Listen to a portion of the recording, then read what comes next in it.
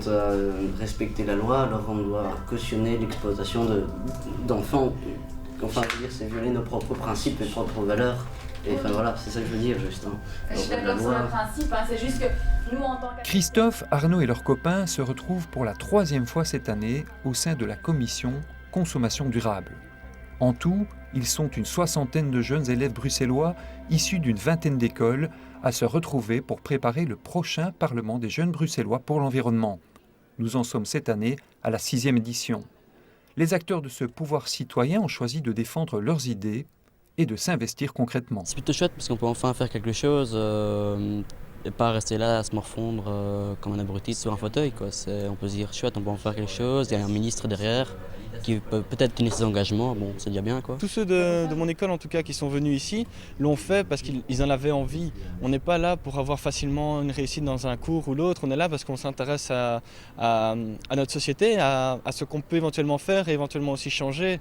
On est là parce qu'on le veut et parce qu'on se dit que c'est une petite pierre dans la grande mer de la société. Donc on est là pour s'interroger, pour apprendre et pour s'informer aussi de ce qu'il y a. Menée à Bruxelles et en Wallonie dans les écoles depuis quelques années, la campagne Effet de jeunes contre effet de serre est une de ces réalisations concrètes.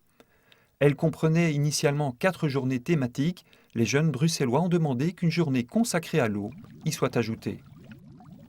À l'école Notre-Dame-des-Champs, à Uccle, un éco-team a profité de la journée mondiale de l'eau pour relever un défi, faire apprécier l'eau du robinet. Elle est 300 à 500 fois moins chère que l'eau en bouteille et elle est bonne pour la santé. Victoria en est convaincue, en buvant de l'eau de distribution, on économise et en plus, on réduit nos déchets. Ici, je fais toutes les actions de effet de jeune contre effet de serre.